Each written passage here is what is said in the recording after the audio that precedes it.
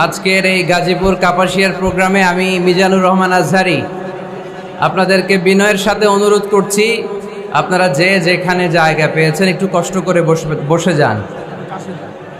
কাশিমপুরের ভাইরা মেহেরবানি করে যে যেখানে জায়গা পেয়েছেন বসে যান। আমি দেখতে পাচ্ছি আপনাদের কষ্ট হচ্ছে, ধারণ ক্ষমতার 4-5 গুণ বেশি লোক হওয়ার কারণে আপনাদের অনেক কষ্ট হচ্ছে আমি জানি, কিন্তু আপনারা সহযোগিতা না করলে আজকের আলোচনা কি করা যাবে? এইখানে একজন মুরব্বী বাবা স্ট্রোক করার মতো অবস্থা হয়েছে, আমি দেখতে পাচ্ছি, সবাই বাতাস দিচ্ছে ওনাকে। তো দুর্ঘটনা ঘটে যাবে, এই লাখ লাখ মানুষের সমাবেশে যদি দুর্ঘটনা ঘটে যায়, কালকে পত্রিকায় বড় করে কভার করবে যে এখানে হতাহতের ঘটনা হয়েছে। বাংলাদেশে এই মাহফিলগুলোতে হতাহত হয়, দুর্ঘটনা ঘটে, মাহফিল বন্ধ। আমরা কি এরকম কোন ঘটনা ঘটাতে চাই? তাহলে গাজীপুরের ভাইয়েরা আজকে কি একটু দ্বীনের খাতিরে, কোরআনের মর্যাদার খাতিরে, এই তাফসিরুল কোরআনের পবিত্র মঞ্চের খাতিরে আজকের রাতের এই কিছু সময় কি আল্লাহর জন্য স্যাক্রিফাইস করা যাবে? 1 মিনিট সময় দিলাম আপনাদেরকে, 1 মিনিট। এই 1 মিনিটে পিন ড্রপ সাইলেন্ট হতে হবে, পিন পতন নীরবতা, একেবারে পিন পতন নীরবতা। আমি জানি গাজীপুরের লোকেরা খুবই সভ্য, ভদ্র, সিভিলাইজড, তারা খুবই সিভিলাইজড, তারা ডিসিপ্লিনকে মেনে চলে, নিয়ম নীতিকে পছন্দ করে, আইনকে পছন্দ করে। তার নমুনা আজকের মাহফিল আমি একটু দেখতে চাই। কোনো আওয়াজ হবে না, স্টেজ থেকে আওয়াজ করবেন না কেউ, বসেন বসেন। 1 মিনিট সময়, 1 মিনিট।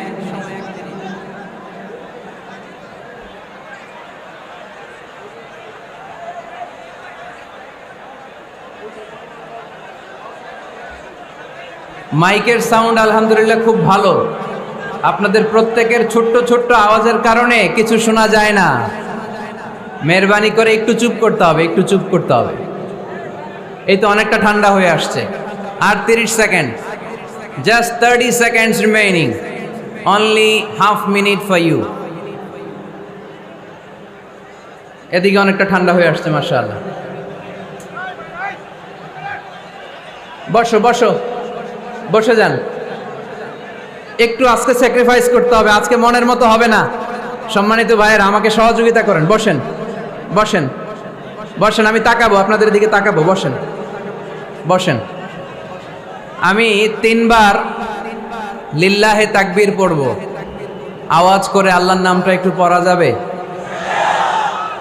এই আল্লাহর নামের তাকবীরের পরে এই ময়দানে আর কোনো আওয়াজ হবে না, পারা যাবে? আওয়াজ করে ইনশাল্লাহ পড়েন। এই তাকবীরের পরে আল্লাহর নামের বরত্বের ঘোষণার পরে আর কোনো আওয়াজ হবে না, এখানে কোনো আওয়াজ আমি দেখতে চাই না।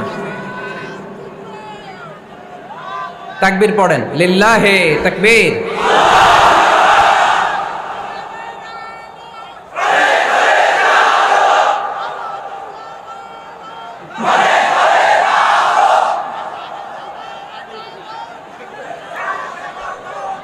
আরো 2টা তাকবীর বাকি, পড়েন লিল্লাহে তাকবীর।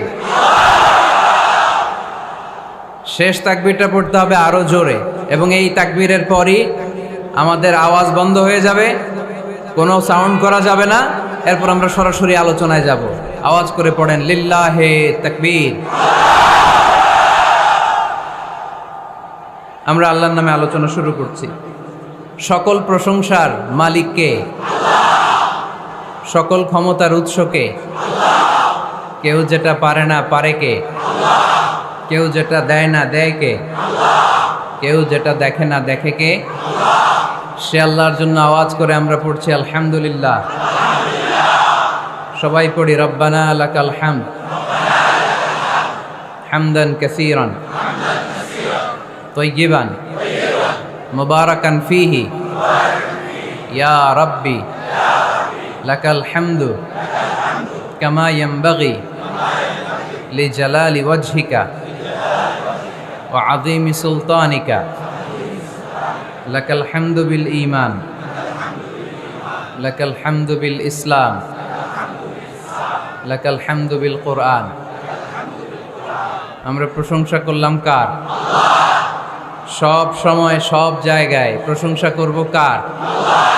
খাওয়ার সময়, ঘুমানোর সময়, ধাক্কাধাক্কি করার সময়।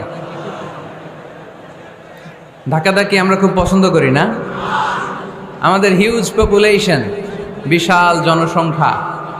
বিষ্ণু ঈসা ইসলাম বলেছেন তাজাওয়াজু আল ওয়াদুদ আল ওয়ালুদ, রূপবতী গুণবতী যেই মেয়েকে দেখলে তোমার মায়া লাগে, ভালো লাগে, এমন মেয়ে দেখে বিয়ে করো। আর যেই মেয়ের সন্তান ধারণ ক্ষমতার শক্তি বেশি, এরকম মেয়ে দেখে বিয়ে করো, কারণ কিয়ামতের দিন আমি আমার উম্মতের আধিক্যতার কারণে গর্ব করব। এজন্য জনসংখ্যা কোনো সমস্যা নয়, তার প্রমাণ চায়না, ঠিক কিনা? চায়নায় জনসংখ্যা আমাদের চেয়ে বেশি না কম? কিন্তু তাদেরকে আমাদের মতো এত মাথা ব্যথা? এর কারণ জনসংখ্যাকে তারা জনশক্তিতে রূপান্তরিত করেছে, ঠিক কিনা? Population it's not a problem at all, এটা কোনো সমস্যা নয় যদি এই জনসংখ্যাকে আমরা জনশক্তিতে রূপান্তরিত করতে পারি, ঠিক কিনা? গোটা বিশ্বে আমাদের বাংলাদেশের শ্রমিক ভাইয়েরা কাজ করে।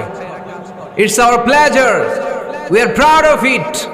আমি প্রায় বলি আমরা দুই ধরনের ফাইটার পেয়েছি, দুই ধরনের যোদ্ধা আমাদের প্রিয় মাতৃভূমিকে হেফাজত করেছে। এক, ফ্রিডম ফাইটার মানে মুক্তিযোদ্ধা, যাদের ত্যাগের কারণে, বুকের তাজা রক্তের কারণে আমরা পেয়েছি এই লাল সবুজের পতাকা, ঠিক কিনা? আরেকটা ফাইটার আছে, তাদের নাম হচ্ছে রেমিটেন্স ফাইটার, মানে রেমিটেন্স যোদ্ধা। আমাদের প্রত্যেকের ঘরে এক দুইজন করে এরকম প্রবাসী আছে না নাই? তারা যদি দেশের বাইরে কোনো জায়গায় সুইপারির কাজও করে, মানে ঝাড়ুদারের কাজও করে, মালয়েশিয়াতে যদি 1000 রিঙ্গিটও যদি সে বেতন পায়, তার 20,000 টাকা আমার বাংলাদেশে ঢুকে। তাদের পাঠানো টাকায় সচল থাকে আমার বাংলাদেশের অর্থনীতি। এজন্য তাদের মর্যাদা আল্লাহর কাছে বেশি না কম? বিশ্বনবী সাল্লাল্লাহু আলাইহি ওয়াসাল্লাম শ্রমজীবী মানুষদেরকে বড় ভালোবাসতেন। শ্রমজীবী মানুষরা তার কাছে আশ্বস্ত পেত, এবং বিষ্ণু ঈসা ইসলাম এর হৃদয়টা তিনি শ্রমজীবীদের জন্য উজাড় করে রাখতেন। সুবহানাল্লাহ পড়েন। আহমদ বড় বিশ্বস্ত, সে কোন বন্ধু বলো বেশি বিশ্বস্ত, সে কোন বন্ধু বলো বড় বিশ্বস্ত, কার কাছে মন খুলে দেয়া যায়, কার কাছে প্রাণ খুলে বলা যায়, হওয়া যায় অতি আশ্বস্ত। তার নাম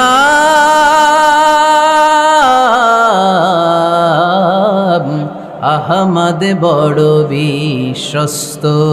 সুবহানাল্লাহ পড়েন। শ্রমিকদের জন্য দিল দড়িয়া। শ্রমিক সাহাবীদের হাতে হাত রেখে হাত শক্ত দেখলে চোখের পানি ছেড়ে দিতেন, বুকে জড়িয়ে নিতেন। মুসাফা করলে ওই শ্রমিক সাহাবী বিশ্বনবীর হাত থেকে ওই শ্রমিকের হাত সরানোর আগ পর্যন্ত বিশ্বনবী নিজের হাত সরাতেন না। এজন্য যারা শ্রমজীবী তাদেরকে ভালোবাসে কে? তারা মুস্তাজাবুদ দাওয়া, তাদের দোয়া কবুল, কারণ তাদের ইনকামের মধ্যে কোনো ভেজাল নাই। দোয়া কবুল হওয়ার জন্য প্রথম শর্ত হচ্ছে তার ইনকাম হালাল হতে হবে। ইউর ইনকাম শুড বি 100% হালাল। আপনার ইনকামে যদি ঝামেলা থাকে, ভেজাল থাকে, আপনার দোয়া আল্লাহর কাছে কবুল হবে? এখানে আপনারা অনেকেই আছেন শ্রমজীবী, আছেন না? বিভিন্ন ফ্যাক্টরিতে কাজ করেন আশেপাশে, এরকম কারা কারা আসছেন দেখি? আলহামদুলিল্লাহ পড়েন, হাত নামান। ব্যক্তিগত ব্যবসা পরিচালনা করেন, এরকম কারা কারা দেখি?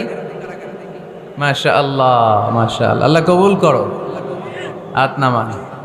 এরপর ইউনিভার্সিটির student, first year, second year, third year, fourth year, masters, MPhil, PhD, এই লেভেলে কারা কারা দেখি? মাশাআল্লাহ মাশাআল্লাহ, আল্লাহ তুমি কবুল করো। ইউনিভার্সিটির নিচে এসএসসি, এইচএসসি, দাখিল, আলিম, কওমি মাদ্রাসার বিভিন্ন লেভেলে যারা যারা এসছো দেখি? মাশাআল্লাহ, হাত নামাও।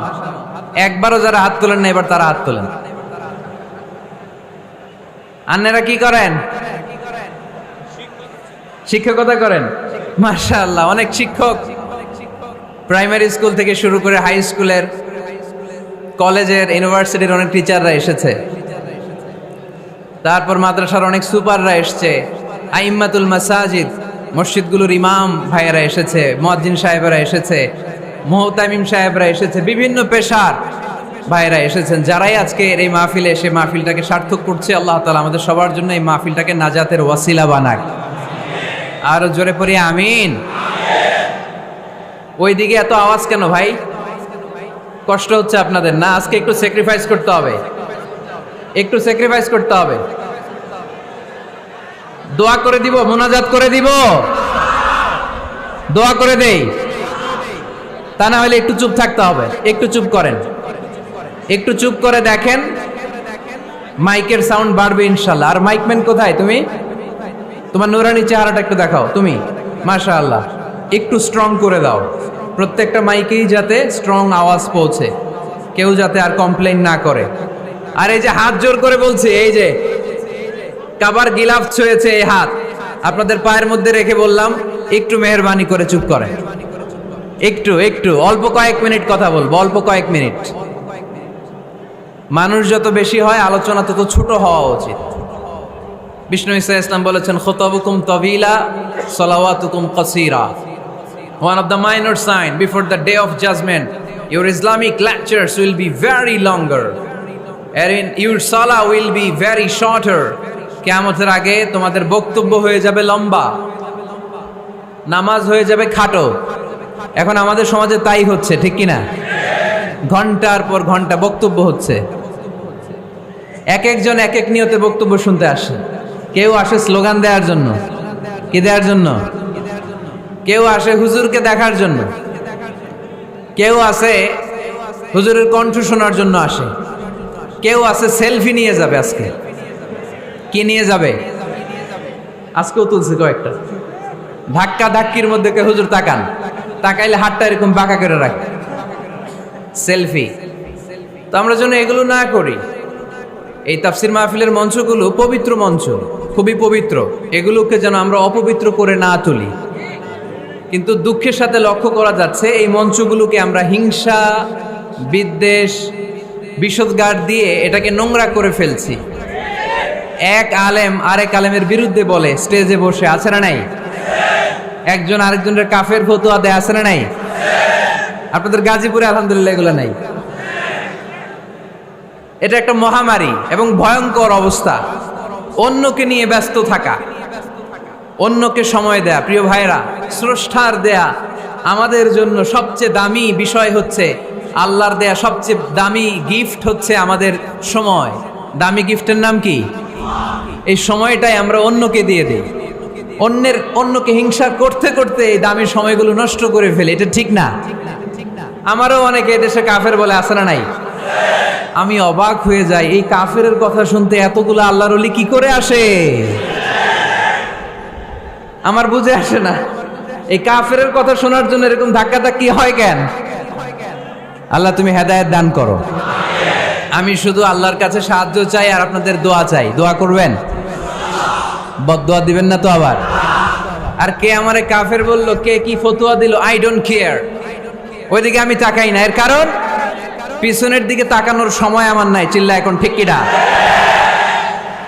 সিংহ, সিংহ, একটা সিংহ ঘন্টায় ছুটতে পারে 90 কিলোমিটার বেগে। কত কিলোমিটার? একটা হরিণ, একটা হরিণ, একটা হরিণ ঘন্টায় ছুটতে পারে 100 কিলোমিটার বেগে। তাহলে কে জোরে ছুটে? জোরে বলতে হবে। সিংহ কত কিলোমিটার? হরিণ। তারপরেও হরিণটা 100 কিলোমিটার বেগে ছোটার পরেও সিংহটার কাছে সে ধরা পড়ে যায়। এর কারণ সিংহ যখন ধরার জন্য ছোটে সে শুধু সামনে তাকায়, সে পিছনে তাকায় না। আর হরিণ 100 কিলোমিটার বেগে ছোটার পরেও সে ধরা খেয়ে যাবার ভয়ে বারবার পেছনে তাকায়। আর পিছনে তাকার কারণে ওর গতিটা স্লো হয়ে যায় আর সিংহের হাতে বধ হয়ে যায়। পিছনে তাকাবার সময় আমাদের নাই। চিল্লায় বলো ঠিক কিনা? আমরা অহংকার শিখি নাই, আমরা হিংসা শিখি নাই। আমাদের বুকে আছে বুক ভরা ভালোবাসা।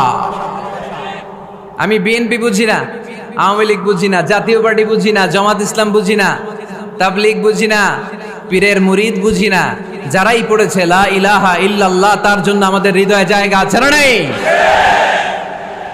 মুসলমান কেন, হিন্দুদের জন্য আমাদের বুকে জায়গা আছে না নাই? হিন্দু ভাই যদি বলে আমি পড়বো আশহাদু আল্লা ইলাহা ইল্লাল্লাহ ওয়া আশহাদু আন্না মুহাম্মাদ রাসূলুল্লাহ, তার জন্য আমাদের দরজা খোলা আছে না নাই? This is the beauty of Islam. এটা ইসলামের সৌন্দর্য, এটা অনেকে বুঝতে চায় না। আল্লাহ আমাদেরকে সহি সমঝ দান করুক, আমরা পড়ি আমিন। হিংসা, বিদ্বেষ, অন্যের পিছু লেগে থাকা, গীবত করা, অন্যকে গালিগালাজ করা, অন্যকে কাফের মুশরিক বলে ফতুয়া দিয়ে এই পবিত্র মঞ্চগুলোকে নষ্ট হওয়া থেকে যেন আমরা বিরত থাকতে পারি। আওয়াজ করে পড়তে হবে আমিন। মাল্টিফ্যাবস লিমিটেডের উদ্যোগে কাশিমপুর স্কুল মাঠ, কাশিমপুর তো একটা কারাগার আছে না, কোন দিকে? বায়ে? আচ্ছা আচ্ছা, আলহামদুলিল্লাহ। ওনারা শুনতে পাচ্ছে নাকি? আচ্ছা, আলহামদুলিল্লাহ। মাইক দেয় নাই? 80টা মাইক দিছেন? 80টা? তো যারা অসুস্থ তারা ঘুমাবে কেমনে এখন? আমি প্রায় বলি যে এই তাফসির মাহফিলগুলোর ট্রেডিশন আমাদেরকে পরিবর্তন করে দিতে হবে। বাইরে খুব বেশি মাইকের দরকার নাই, আর দিলেও রাত 11টা 11:30টার পরে আর না, এবং 11:30টার মধ্যে পারলে মাহফিল ক্লোজ করে দেয়া, যাতে করে 12টার মধ্যে যে সবাই ঘুমিয়ে আবার ফজরের নামাজ জামাতে পড়ার দরকার আছে না নাই? জামাতে পড়ার দরকার আছে। এগুলো আমাদের খেয়াল রাখা দরকার। অন্যকে কষ্ট দিয়ে কিছু করা যাবে না। অনেকের পরীক্ষা, অনেক ছেলে মেয়েদের আমি জানি যে ডিসেম্বর জানুয়ারিতে কি থাকে, পরীক্ষা। অনেকে অসুস্থ থাকে, আবার অনেক হিন্দু ভাইরা আছে, তাদেরকে জোর করে আমাদের তাফসির শোনানোর কোনো দরকার নাই। লা ইকরাহা ফিদ্দিন, দিনে জবরদস্তি নাই, বাড়াবাড়ি নাই। This is the beauty of Islam. এটাই ইসলামের সৌন্দর্য। আমরা ইসলামের সৌন্দর্যকে প্রকাশ করব। আমরা ন্যারো মাইন্ডেড হব না। আমাদের নবী কি ন্যারো মাইন্ডেড ছিলেন না ব্রড মাইন্ডেড ছিলেন? আমরাও ব্রড মাইন্ডেড হব। রাজি আছেন তো সবাই? আল্লাহ তুমি তৌফিক দাও। শুকরিয়া, আমাকে রেখেছেন প্রধান আলোচক। আমার আগে কথা বলেছে হাফেজ মাওলানা মুফতি সাইফুজ্জামান ভাই, কথা বলেছেন মাওলানা মুফতি মাসুম বিন সিরাজ ভাই, কথা বলেছেন মাওলানা কারি আব্দুল হাই মোহাম্মদ সাইফুল্লাহ আল হুসাইনি। আমার আগেই যিনি কথা বলেছেন চমৎকার আলোচনা করে, ঠিক কিনা? ডক্টর আব্দুল্লাহ জাহাঙ্গীর আলাইহি রাহমা, ওনার সুযোগ্য ছাত্র, যেমন শিক্ষক তেমন ছাত্র। বাপকা বেটা সিপাহী কা ঘোড়া কুছ না হতো থোড়া থোড়া। ডক্টর আব্দুল্লাহ জাহাঙ্গীরের থোড়া থোড়া পেলেই আমাদের সাইফুল্লাহ ভাইয়ের জীবনটাকে উজালা করে দিবে কে? অসাধারণ আলোচনা করে, জুমার মিম্বারে বসে বসে কন্টেম্পোরারি ইস্যু নিয়ে কথা বলে। This should be the uppermost quality of a খতিব। একজন খতিবের কোয়ালিটি তো এমন হবে, সমাজে কন্টেম্পোরারি এখন কি যাচ্ছে এগুলো নিয়ে কথা বলা। মুসলিম উম্মায় আমাদের কি ক্রাইসিস, আমাদের কি সংকট, এই সংকট থেকে উত্তরণের উপায় কি, এগুলো জুমার মিম্বার থেকে ঘোষণা আসার দরকার আছে না নেই? আমাদের আব্দুল হাই মাহমুদ সাইফুল্লাহ ভাই এই কন্টেম্পোরারি বিষয়গুলো নিয়ে কথা বলে। আমরা তার জন্য দোয়া করি, আমার ভাই যেন আরো চমৎকার কথা আমাদেরকে উপহার দিতে পারে। আল্লাহ তুমি তৌফিক দাও। প্রধান অতিথি আলহাজ মহিউদ্দিন ফারুকি, চেয়ারম্যান মাল্টিফ্যাবস লিমিটেড। ভাই আপনি, আপনার বাবা, উনি সিঙ্গাপুরে আছে না, অনেক অসুস্থ। ভাইজান দোয়া চেয়েছে, আমরা ওনার জন্য দোয়া করি, আল্লাহ যেন ওনাকে তাড়াতাড়ি সুস্থ করে দেয়। আজকের প্রোগ্রামের সভাপতি হচ্ছে আলহাজ মীর আসাদুজ্জামান তুলা। তুলা ভাই আসছে দেশের বাইরে, কাউন্সিলর 6 নং ওয়ার্ড গাজীপুর মহানগর গাজীপুর।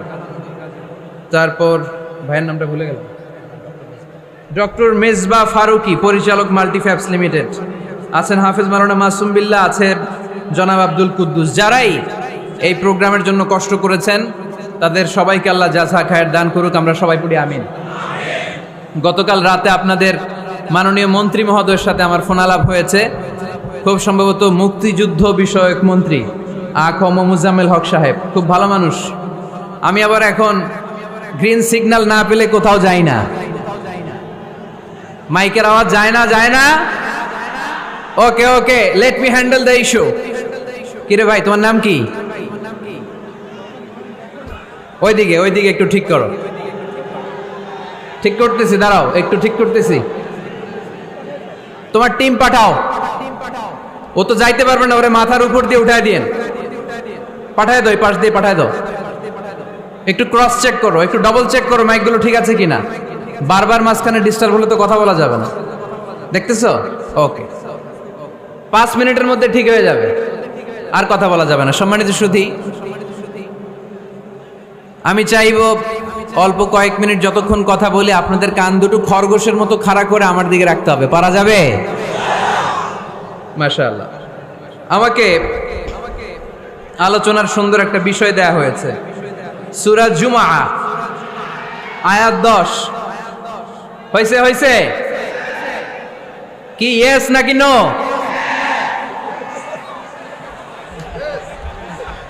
মাশাআল্লাহ, এই তো সুন্দর।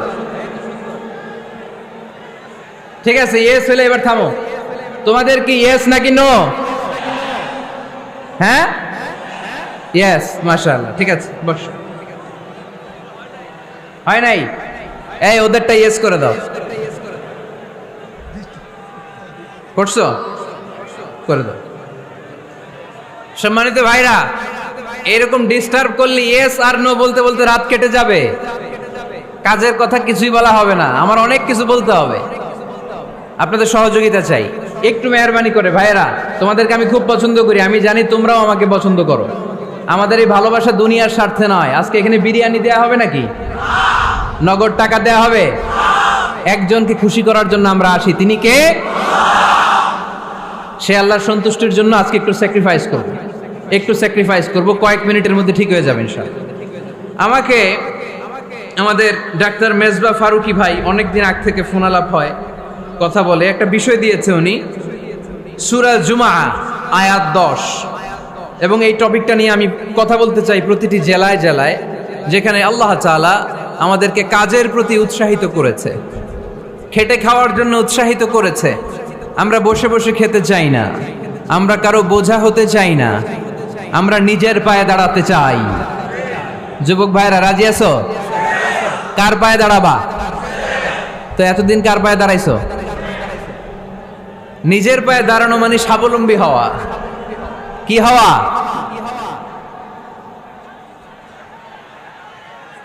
কান বাজনা হয়, মাইকের সমস্যা শুনছেন? লাফায় লাফায় জিকির করে, ওইখানে মাইকের সমস্যা শুনছেন?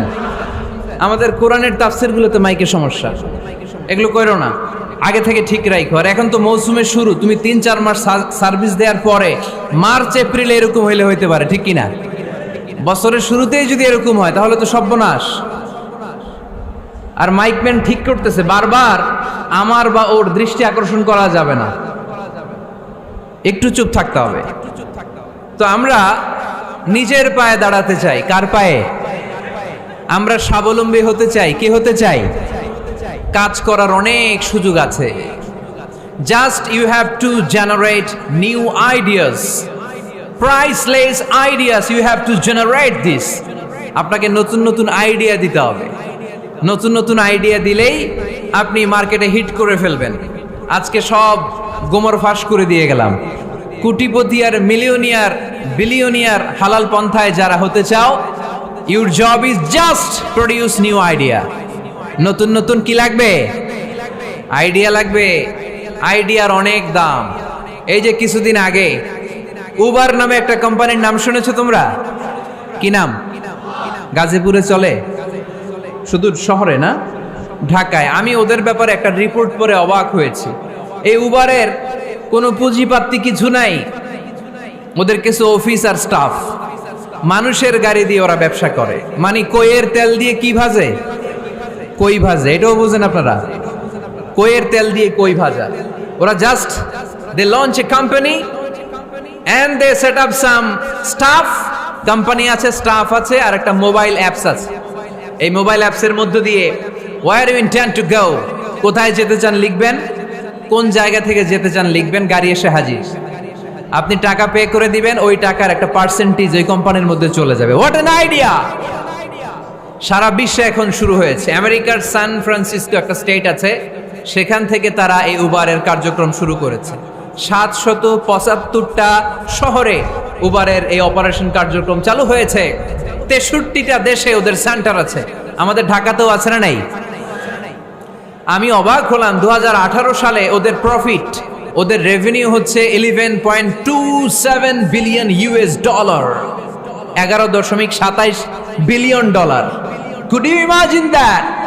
আপনি কি কল্পনা করতে পারেন বসে বসে অন্যের গাড়ি দিয়ে, অন্যের মাল সামান দিয়ে, অন্যকে খাটিয়ে কোটি কোটি টাকার ব্যবসা?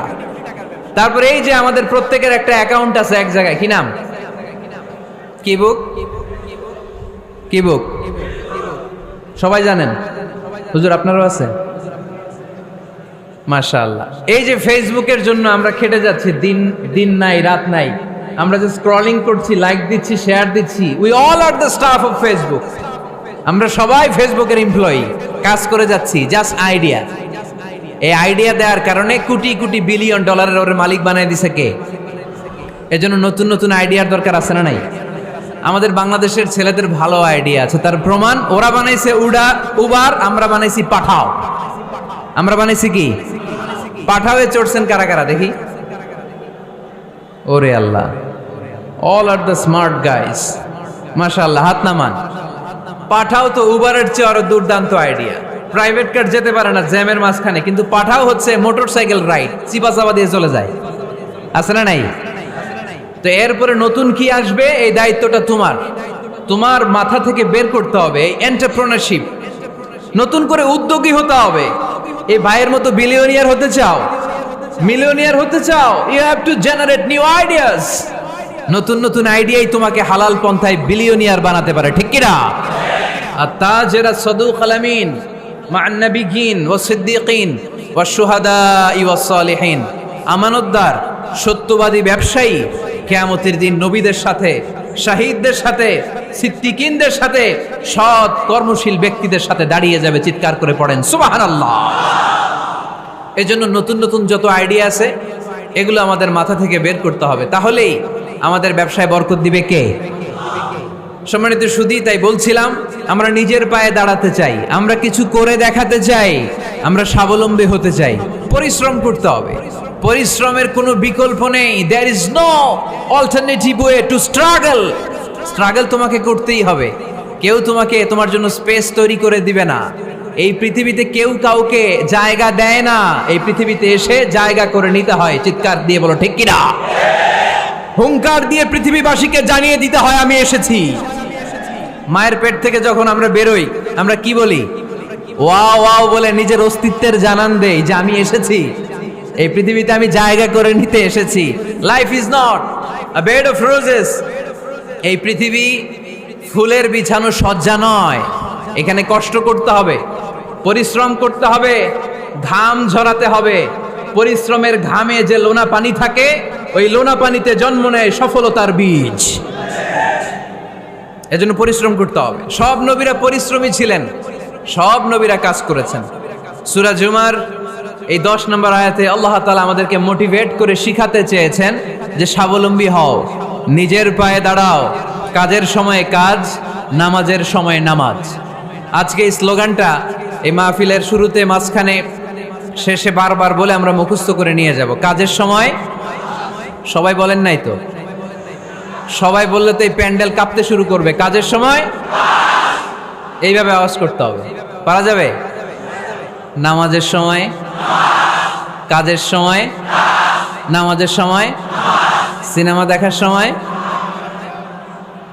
দেখা যাবে না? কাজের সময়, নামাজের সময়, এটা মনে থাকবে? মুখস্থ করা যাবে তো? আল্লাহ রাব্বুল ইজ্জা সূরাতুল জুমার 10 নম্বর আয়াতে মূলত আমাদেরকে এই মেসেজটাই দিতে চেয়েছেন। কাজের সময় কাজ, নামাজের সময়। ফাইযা قضيت الصلاة فانتشروا في الأرض وابتغوا من فضل الله واذكروا الله كثيرا لعلكم تفلحون سبحان الله পড়েন।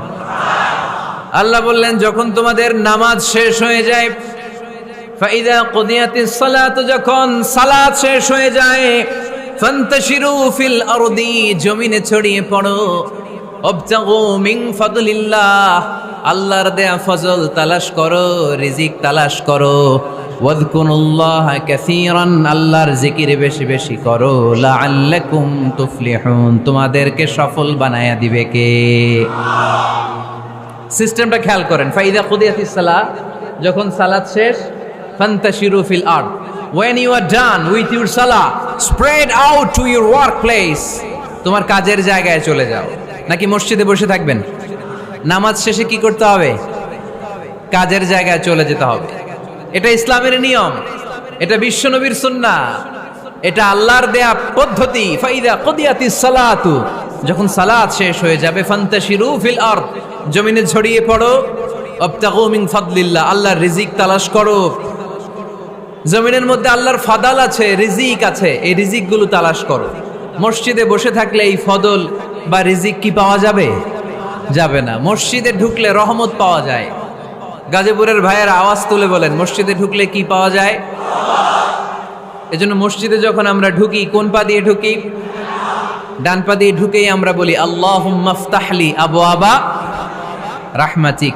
ও আল্লাহ, open for us the door of your mercy. আল্লাহ আমাদের জন্য আপনার সব রহমতের দরজাগুলো খুলে দেন। কারণ মসজিদে ঢুকলে রহমত দেয় কে?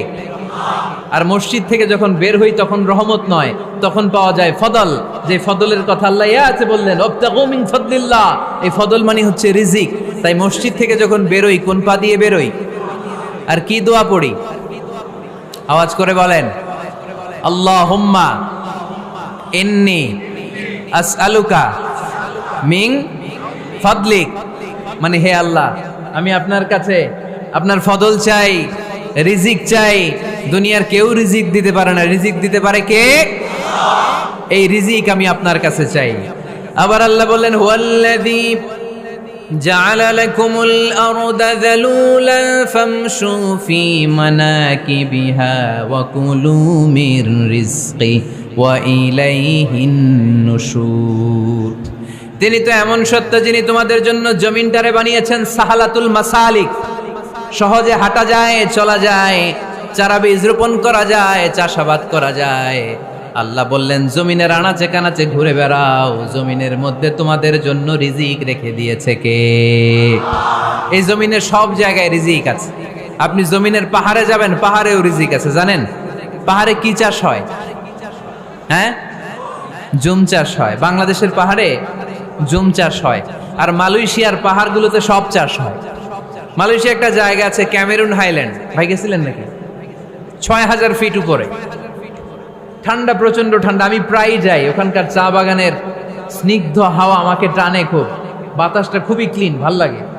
ওই ক্যামেরুন হাইল্যান্ডে ৬,০০০ ফিট উপরে ওরা করেছে ফুলের বাগান, ফলের বাগান, চায়ের বাগান, স্ট্রবেরির বাগান, মধুর চাষ করে।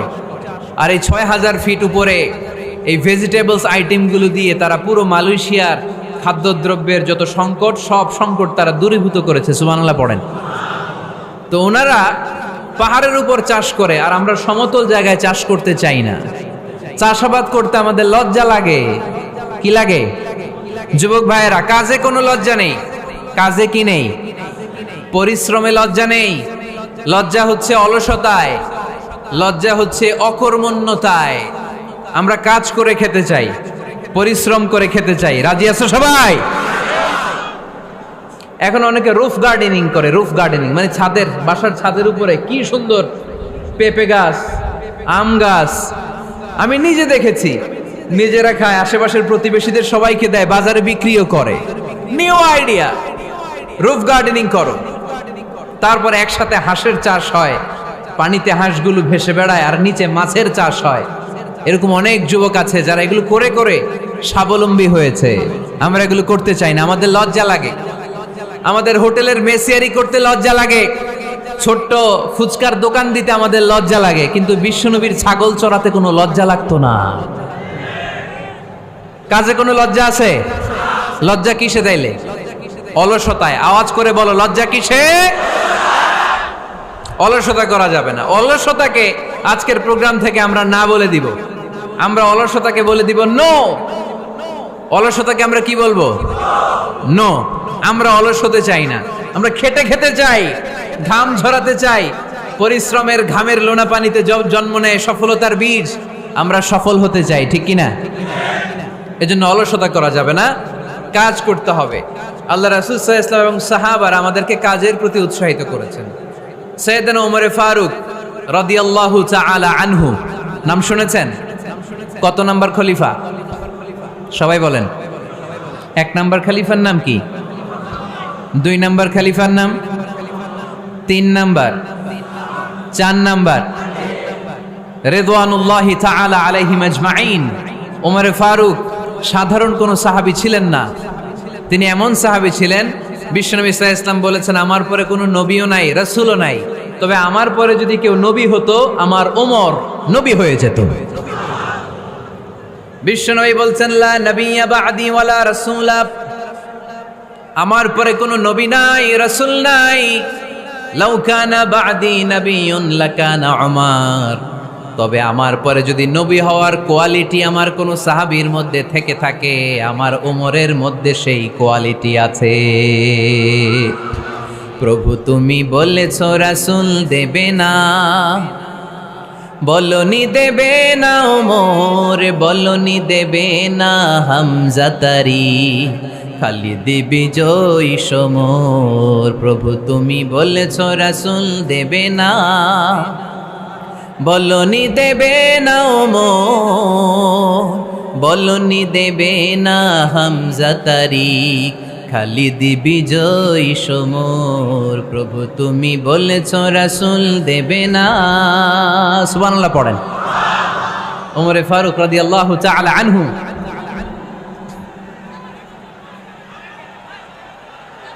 ভাইজান দোয়া করে দেই, কষ্ট হচ্ছে অনেক। শেষ করে দিব, আলোচনা শেষ করে দিব। আর কয়েক মিনিট শুনবেন, শুনবেন শুনবেন তো বারবার এরকম আওয়াজ করলে কি শোনা যাবে? এই ছেলেরা, এই অডিও শোনো না তোমরা? অডিও, অডিওতে চেহারা দেখা যায় নাকি?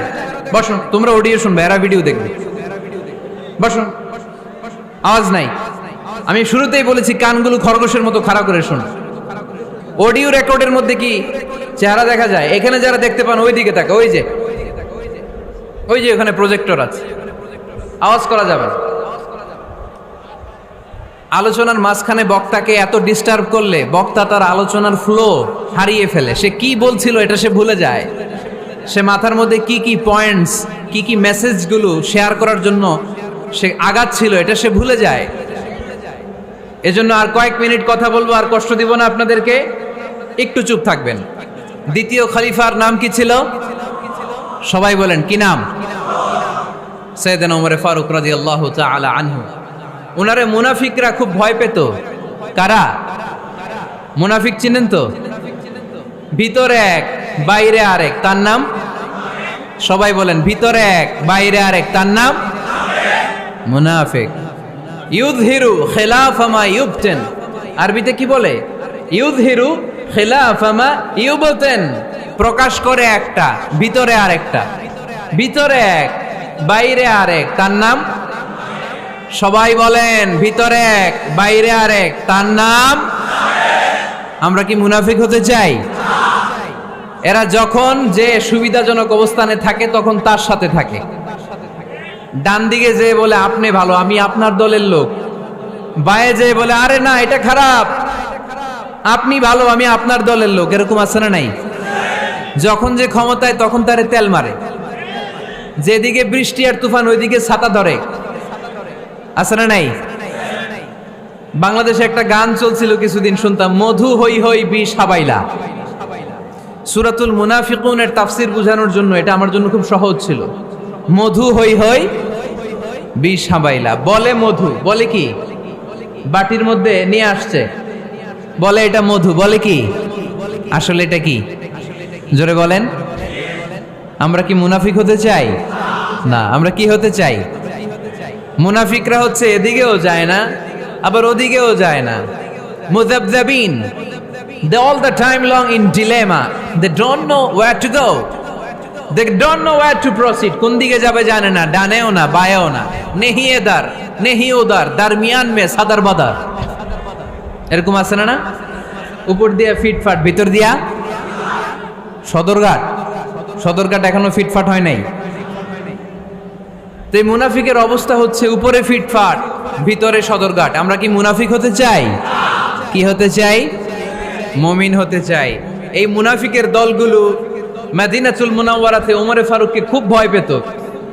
ওমরে ফারুককে দেখলে তারা থারথার করে কাঁপতো। শুধু মুনাফিকরাই নয়, খোদ ইবলিস শয়তানও সাইয়েদনা ওমরে ফারুককে দেখলে ভয় পেত। আমরা আমাদের ছেলে মেয়েদেরকে যদি খাবার না খায়, আমরা কি বলি? আম্মু খাবার খাও। কি আসবে? ভূত আসবে, বিড়াল আসবে, বাঘ আসবে। এগুলো গাজীপুরে বলে না বোধহয়। আপনাদের ছোট্ট মেয়েটা যদি রাত্রে খেতে না চায়, আপনারা লোকমা তুলে কি বলেন? এই তাড়াতাড়ি খাও, কি আসবে? ভূত, ভূত আসবে। তো মদিনার সমাজে মদিনার ছোট্ট কচিকাচা সোনারমণিরাও রাতে খেতে চাইতো না। মদিনাতুল মুনাওয়ারার মায়েরা রাত্রিবেলা খাবার নিয়ে বাচ্চাদেরকে বলতো, মা তাড়াতাড়ি খাও, হা হুয়া ইয়াতি উমর, ওই যে উমর আসতেছে, উমর ইসলামের দ্বিতীয় খলিফা। আসাদ্দুহুম ফি আমরিল্লাহি উমর, আল্লাহর জমিনে আল্লাহর দ্বীন বাস্তবায়নের জন্য সবচেয়ে শক্তিশালী ছিল ওমর। চিল্লায় পড়েন সুবহানাল্লাহ। এই ওমরে ফারুক রাদিয়াল্লাহু তাআলা আনহু যে রাস্তা দিয়ে হাঁটতো, শয়তান ওই রাস্তা রেখে দিয়ে অন্য রাস্তা দিয়ে হাঁটতো। মা সালাকা শাইতানু ফাজ্জান সালিকান ইল্লা সালাকা ফাজ্জান গায়রা ফাজ্জিক। বিষ্ণু বলতেন, ওমর, শয়তান তোমারে দেখে এত ভয় পায়, তুমি যে রাস্তা দিয়ে হাঁটো, শয়তান তোমারে দেখলে ওই রাস্তা রেখে দিয়ে অন্য রাস্তা দিয়ে হাঁটে। চিল্লায় পড়েন সুবহানাল্লাহ। এদিকে কি হয়েছে? লোড বেশি হয়ে গেছে। এই এলাকায় কি এটাই সবচেয়ে বড় মাঠ? এর চেয়ে বড় মাঠ আর নাই। কি হয়েছে ওইখানে? কি হয়েছে? ধাক্কা আসছে, ধাক্কা। বসেন না, একটু বসেন না।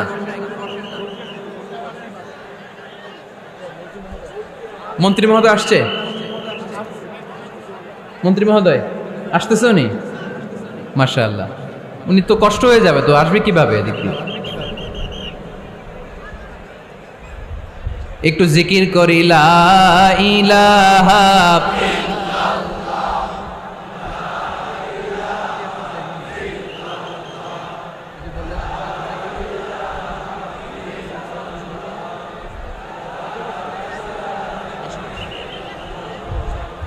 লা ইলাহা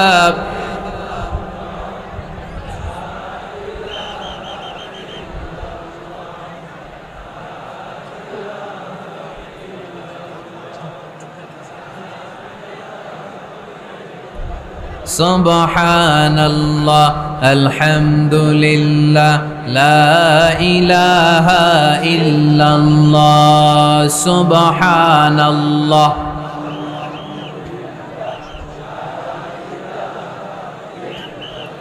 আল্লাহ নামের জিকির করবে যারা, আল্লাহর কাছে প্রিয় তারা। আল্লাহর কাছে প্রিয় যারা, জান্নাতে প্রবেশ করবে তারা। জোরে লা ইলাহা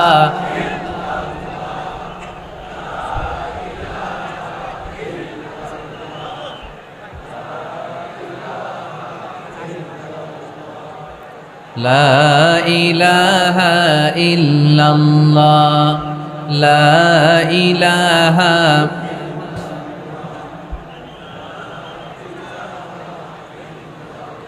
লা ইলাহা ইল্লাল্লাহ মুহাম্মাদুর রাসূলুল্লাহ সাল্লাল্লাহু আলাইহি ওয়াসাল্লাম। সাইয়েদনা ওমর ফারুক মসজিদে নববীর ইমাম। মসজিদে নববীর কি ইমাম? আপনারা শুনতেছেন? এই ছেলেরা বসে যাও, বসে যাও, বসে যাও, বসে যাও। সাইয়েদনা ওমর ফারুক মসজিদে নববীর ইমাম। এদিকে তাকান, আমার দিকে তাকান, আমার দিকে তাকান। উনি প্রত্যেক নামাজের ইমামতি করতে আসতেন মসজিদে নববীতে।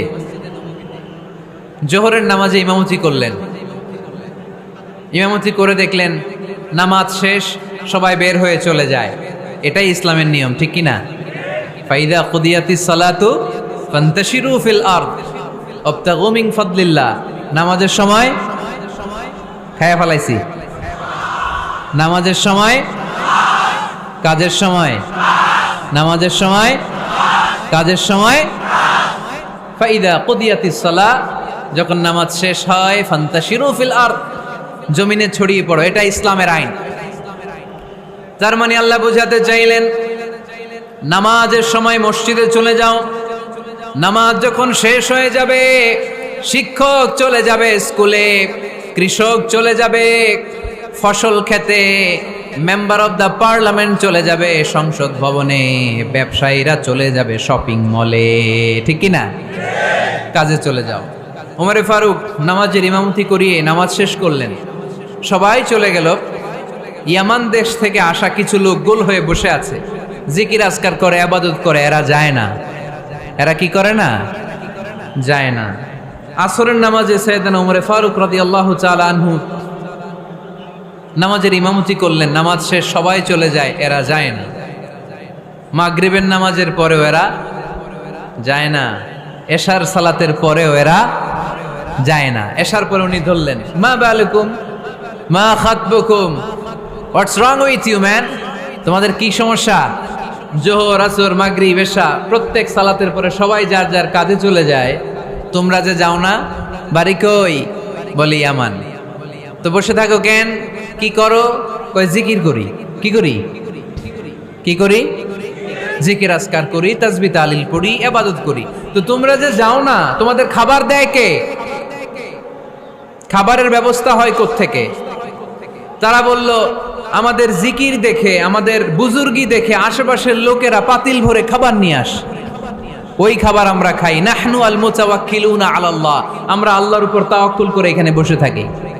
উমরে ফারুক বললেন, সর্বনাশ, তোমরা যদি মুতাওয়াক্কিলুনা আলাল্লাহ হও তাইলে কেমনে হবে? তোমরা তো মুতাওয়াক্কিলুনা আলাল্লাহ নাও, তোমরা হচ্ছে আল মুতাওয়াক্কিলুন বা'দুকুম আলা বা'দ, আল্লাহর উপর তাওয়াক্কুলকারী নয়।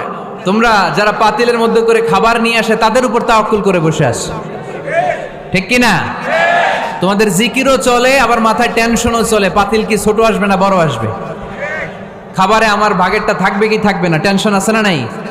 কারণ অন্যের উপর নির্ভরশীল, নিজের রান্না করে নাই, নিজে তো বাজার করে নাই, নিজের তো অ্যারেঞ্জমেন্ট বলতে কিছু নাই, আরেকজন যা দিয়ে যাবে ওইটা খাবে। উমরে ফারুক বুঝালেন, আরে বোকা, এটারে তাওয়াক্কুল বলে না। তোমার সাধ্যে যতটুকু আছে তার সবটুকুন করার পরে তুমি তাওয়াক্কুল করবে একজনের উপর, তিনি কে? এক সাহাবী বললেন, ইয়া রাসূলুল্লাহ, ইয়া হাবিবাল্লাহ সাল্লাল্লাহু আলাইহি ওয়াসাল্লাম, আমি অনেক দূর থেকে সফর করে এসেছি, এই যে আমার ওটের রশিটা, এটা ছেড়ে দিয়ে যদি আমি ঘুমিয়ে যাই, আল্লাহর উপর তাওয়াক্কুল করি, আমার ওটটা বসে থাকবে নাকি? বিষ্ণু বললেন, না, এটারে তাওয়াক্কুল বলে না। ওটের রশি রেখে দিয়ে ঘুমাইলে তোমার উট দৌড় দিবে। এ আকিলহা সুম্মা তাওয়াক্কাল আলাল্লাহ, ওটের রশিটা আগে দড়ি দিয়ে ভালো করে গাছের সাথে বাঁধো, তারপরে তাওয়াক্কুল করবে একজনের উপর, তিনি কে? আগে বাঁধতে হবে, তারপরে তাওয়াক্কুল, আগে কাজ করতে হবে, তারপরে তাওয়াক্কুল।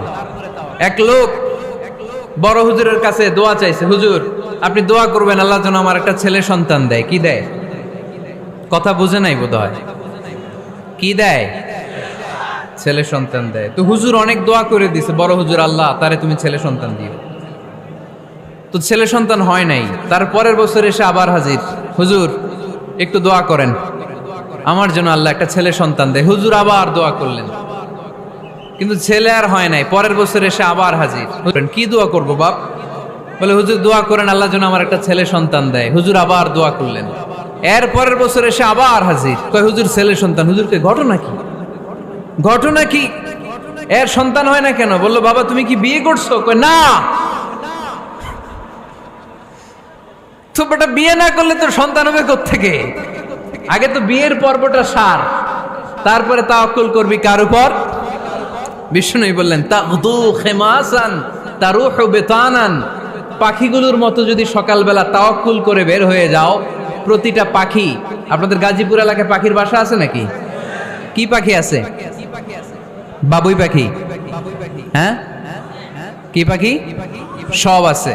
তো এই পাখিগুলো এই গাজীপুরের বিভিন্ন গাছপালার উপরে যে নিড় বানিয়েছে বাসা, দেখবেন সকাল বেলায় এই পাখিগুলো আল্লাহর উপর তাওয়াক্কুল করে বের হয়ে যায়। এই পাখিগুলো জানে কোন জায়গায় ওর রিজিক আছে। এই পাখিগুলোর রিজিকের ব্যবস্থা করলো কে? সারাদিন শেষে পাখিগুলো আবার ওদর পূর্তি করে পাখিগুলোর নিড়ে ফিরিয়ে দেয় কে? জানে না কোথায় খাবার আছে।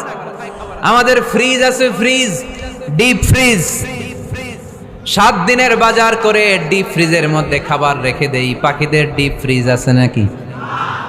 আমাদের টাকা বেশি ঘরের মধ্যে হয়ে গেলে ব্যাংকের মধ্যে অ্যাকাউন্টে ফেলে দিয়ে আসি। পাখিদের কোনো ব্যাংক অ্যাকাউন্ট আছে নাকি? তারুহু তাকদু খিমাসান তারুহু বিতানান। সকালবেলা পাখিগুলো কিচির মিচির আল্লাহর জিকির করে বের হয়ে যায়। বিকেলবেলা প্রতিটা পাখির পেটে খাবার দিয়ে আবার ফিরিয়ে দেয় কে? এটার নাম তাওয়াক্কুল। ওমরে ফারুক বললেন, তোমরা যা করছো এটা তাওয়াক্কুল নয়। নামাজের পরে বের হয়ে যাবা, আল্লাহর জমিন যে আবাদ করবা, কৃষি কাজ করবা, ব্যবসা করবা, বাণিজ্য করবা, চাকরি করবা, আবার নামাজের সময় ঘরে আসবা। এর মাধ্যমে তোমার ঘরে যে হালাল রিজিকের ব্যবস্থা আল্লাহ করে দিবে, এটার নাম হলো তাওয়াক্কুল। পড়েন সুবহানাল্লাহ। গোটা জমিনটা আমাদের, গোটা জমিন আমাদের জন্য আল্লাহ দিয়েছেন। যেখানে যাবেন রিজিকের ব্যবস্থা আছে না নাই? আপনাদেরকে শোনাইছি না যে বাংলাদেশের পাহাড়ে কি চাষ হয়? ওখানে জুম রেখেছে আল্লাহ। মালয়েশিয়ার ক্যামেরুন হাইল্যান্ডে আল্লাহ ফলের বাগান, ফুলের বাগান রেখেছে। আবার আপনি সাগরের মধ্যে নামলে রিজিক আছে না নাই? কি আছে? মাছ। সুবহানাল্লাহ কইবেন না? ওয়ালাকাদ কাররামনা বানি আদম ফাহামালনাহুম ফিল বাররি ওয়াল বাহরি ওয়া রাযাকনাহুম মিনাত তাইয়্যিবাত। রব্বুল আলামিন বলেন, আমি পুরো বনি আদমকে সম্মানিত করেছি।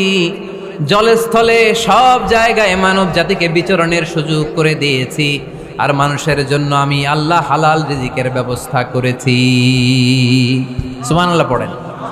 হালাল রিজিকের ব্যবস্থা আল্লাহ করেছেন। এজন্য everyone should be energetic, everyone should be active. আমাদেরকে অ্যাক্টিভ হতে হবে, এনার্জেটিক হতে হবে। শ্রম করে করে, কষ্ট করে করে আমাদেরকে আগাতে হবে। স্রষ্টা আমাদেরকে একটা যুদ্ধে ঠেলে দিয়েছেন, সংগ্রাম করে করে আমাদেরকে বেঁচে থাকতে হয়, ঠিক কিনা?